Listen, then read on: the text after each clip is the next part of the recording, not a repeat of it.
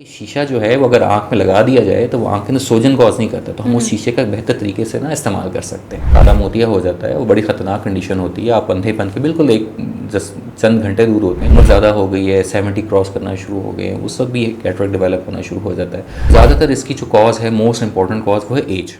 Sir cataract यानी कि सफ़ेद मोती, आपने कहा कि मोस्ट कॉमन डिजीज़ है जो कि पाई जाती है लोगों में। तो सर हमने देखा है कि जैसे हमारे बुज़ुर्ग हैं उनको अक्सर सफ़ेद मोतिया की जो शिकायत उनको रही है, लेकिन वो इलाज की जब बात आती है तो वो कहते हैं अभी तो छोटा है, फिर ये बड़ा हो जाएगा। तो मोतिया जब सफ़ेद मोतिया किसी को होता है तो ये वक्तन फ़वक्तन बढ़ता है, और इसकी जो सर्जरी है वो किस बेस पर आकर और किस नहज पे आकर जो है वो हम करते हैं सर्जरी।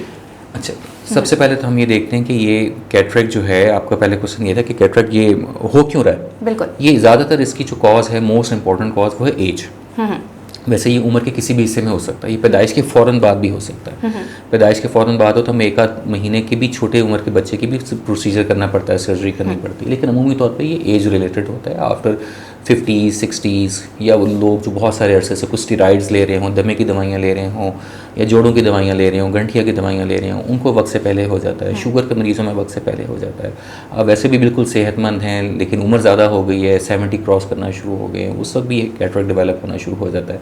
सर्जरी का फैसला हम उस वक्त करते हैं जब मरीज़ हमें कहता है, या कोई इमरजेंसी ना हो जाए। कैटरेक्ट रेयरली एक इमरजेंसी है, उसकी वजह से बाजू का आँख का प्रेशर बढ़ जाता है, काला मोतिया हो जाता है, वो बड़ी ख़तरनाक कंडीशन होती है। आप अंधेपन के बिल्कुल चंद घंटे दूर होते हैं, ऐसी सूरत में हमें फ़ौरन करना पड़ता है, लेकिन usually it's a elective procedure. अगर हम आपको पेशेंट को बता दें कि आपको कैटरेक्ट है तो, और आपको तंगी इसकी वजह से हो रही है, तो पेशेंट खुद कह देता है कि डॉक्टर साहब मुझसे ना काम नहीं हो रहा, मैं ड्राइवर हूँ, मैंने तो काम करना है, मुझसे तो रात की ड्राइविंग नहीं हो रही। अच्छा डॉक्टर साहब मैं तो रिटायर हो गया हूँ, मैंने तो एक ही काम करना होता है, किताबें पढ़ने का, तो मुझसे किताबें भी नहीं पढ़ी जा रही। पहले तो मैं थोड़ा बहुत चल फिर लेता था, अब किताबें भी नहीं पढ़ी जा रही। तो जब आपका मरीज़ ऐसी कोई बात कर दे कि यार अब उसका काम नहीं हो रहा, तो फिर अब आपका काम शुरू हो गया, बाकी डायग्नोसिस की हो जाती है। It's an elective procedure. Sir cataract में जो है वो लेंस को रिमूव करके एक दूसरा लेंस लगाया जाता है। जो लेंस लगाए जाते हैं वो किस टाइप के होते हैं, और वो मतलब कहाँ से उनको लाया जाता है? क्या वो जो हमारा नेचुरल आई का जो एक लेंस होता है उसका एक कंपेयर उसको कर सकते हैं उसके साथ, या डिफरेंस होता है?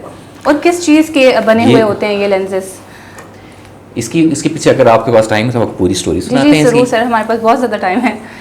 जो कैटरेक्ट है, पहले आज से 70-80 साल पहले, ये जंग अजीम से पहले की हम बात करते हैं, उस वक्त हम लेंस नहीं डालते थे। तो उससे जब भी कैटरेक्ट किसी पेशेंट को होता था ना, तो बस उसको निकाल देते होते थे और टाँकों से ना ज़ख्म को बंद कर देते थे। आपको शायद याद हो कि आपकी दादियाँ नानियाँ, पाकिस्तान में टेक्नोलॉजी लेंसेज की बहुत लेट आई थी, लेकिन हमारी दादियों नानियों ने जो कैटरेक्ट सर्जरीज करवाई नहीं, वो बाद में ना मोटा मोटा चश्मा लगाती थी और आगे एक सबस पट्टी डल जाती थी कुछ अरसे के लिए उनकी ना आँखों के अंदर। तो वेस्टर्न कंट्रीज़ में लेंसेज जो हैं वो उस दौर में ना लेंस नहीं डालते थे।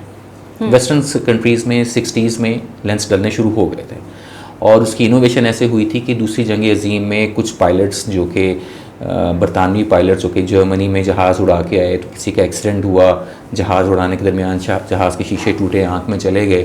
तो कुछ डॉक्टर्स ने उनको 5-6 साल के बाद देखा कि वो जो शीशे जो हैं वो आँख के अंदर सोजन नहीं कॉज कर रहे।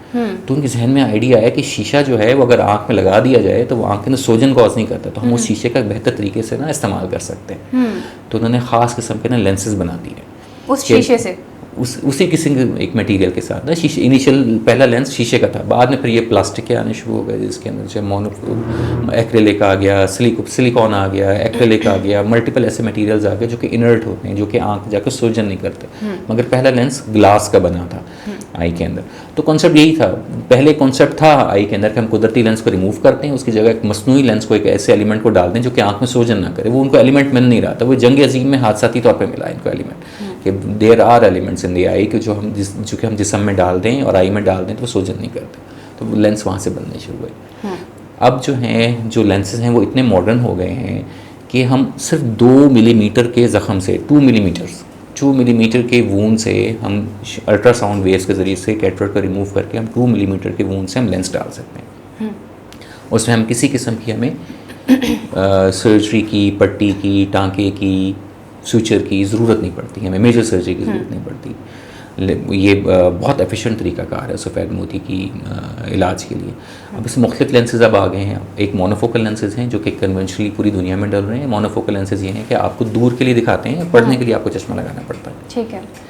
फिर जो अब लेटेस्ट इनोवेशन आ गई है वो आ गए हैं ईडॉफ लेंसेज और multifocal lenses. Multifocal lenses. EDOF lenses ये हैं कि आपको दूर और दरमियानी रास्ते में दिखाते हैं और बड़ा क्रिस्प विजन देते हैं। मल्टीफोकल लेंसेज हैं आपको दूर, दरमियान, करीब तीनों जगहों पे दिखाते हैं। और ये करीब जो कुदरती लेंस के करीब तरीन आजकल माने जाते हैं। इसके अंदर भी अभी भी इनोवेशंस हो रही हैं, वक्त के साथ साथ बहुत अच्छी क्वालिटी के लेंसेज आए जा रहे हैं इसके अंदर।